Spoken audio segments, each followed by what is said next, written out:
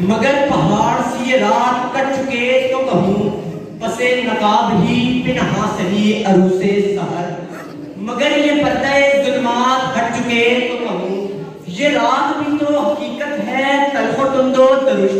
اسے سحر کا تصور مٹا نہیں سکتا۔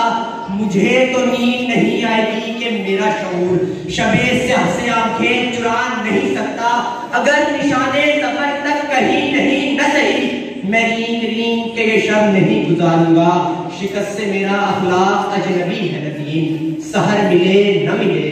رات سے نہ ہاروں گا۔ علی وقار، میں 1947 سے سانس لیتا پاکستانی ہوں، میری آنکھوں نے تراشی ہوئی امیدوں سے اس چمن کو بندے دیکھا ہے، میں نے ہجرت کا عزم لیے اپنا گھر بار چھوڑ کر آنے والوں کی آنکھوں میں ہجرت کا درد امٹتے دیکھا ہے، میں نے لوگوں کو ٹرینوں میں کٹتے ہوئے دیکھا، ٹکڑوں میں بٹتے ہوئے دیکھا، وفا کے پرچموں کی مانند سروں کو نیزوں پر لٹکتے ہوئے دیکھا، میں نے انسانوں کو قدم سے قدم ملاتے ہوئے دیکھا، مگر میں نہیں بھاگا نہ میرے اجداد بھاگے تھے۔ وقت بڑھتا گیا اور کرپشن کا سلسلہ بڑھا، غریب کی بستیاں جلی اور امیر کا بنگلہ بڑھا، جو بانی وطن تھے وہ غدار وطن کہلائے۔ علی وقار، ظلمت کی شب سیاہ ہے تو میں نے دیکھا کہ میری کمائی ہوئی دولت کو حکمرانوں پر لگایا گیا، میری اس قوم نے عیاش سیاستدانوں کو جلتے دیکھا، مجھے غلامی سکھائی گئی، مجھے امریکہ اور یورپ کی ترقی دکھائی گئی، مجھے کہا گیا بندگی کا کوئی نیا طریقہ لاؤ، یہاں کیا رکھا ہے،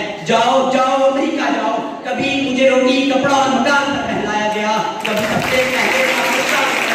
گیا، کبھی ریاست مدینہ کا خواب دکھایا گیا، محنت کشوں کو خودکش بنایا گیا۔ علی وقار، جب ظلم کی سیاحت پر پھیلاتی ہے تو آنے والی نسلوں کے مقدر میں آنسوؤں کا ترکہ لکھ دیا جاتا ہے، امید و یاس کے بیچ لٹکتی زندگیوں کے شب روز فریب حیات باتیں گزرتے ہیں، عورتیں وارثوں کے ہوتے ہوئے بھی بیوگی کے عذاب سہتی ہیں، اور بچے والدین کے ہوتے ہوئے بھی یتیمی کے کوڑے کھاتے ہیں، غربت اور مہنگائی سے تنگ والدین بچوں کو بیچ کھاتے ہیں یا سولی پر چڑھ جاتے ہیں، جہاں حق سے طاقتور کی جھولی میں ڈال دیا جاتا ہے، مگر عدل و انصاف کے ایوانوں میں ذرا جنبش نہیں ہوتی۔ علی وقار، جب ملزم اور کہنے میں کھڑے مجرم کے درمیان مسکراہٹوں کا تبادلہ ہوتا ہے تو مقتول کے وارث عدل و انصاف کی توقع سے دستخوش ہو جاتے ہیں۔ مظلوم کی فریاد سنی جائے جہاں پر،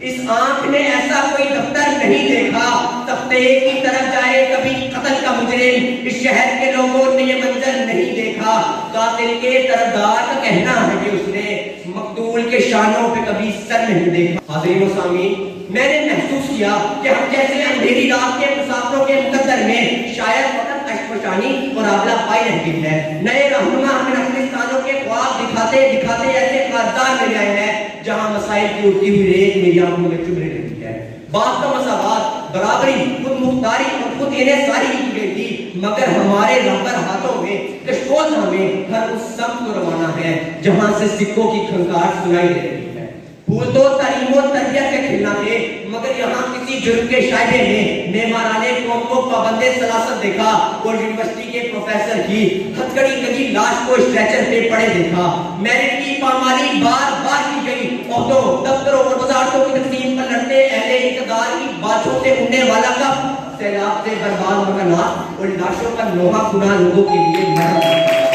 مجھے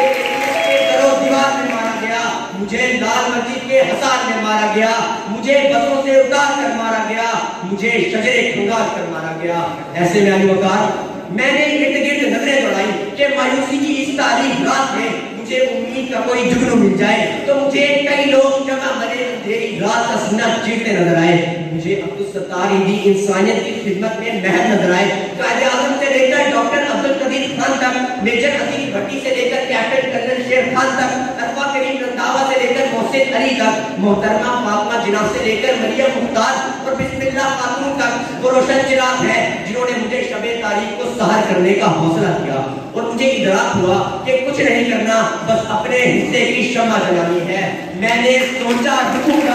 تو آواز سنائی کے پھر ہوگا، میں نیند کے شب سے گزاروں گا، سحر ملے نہ ملے رات سے نہ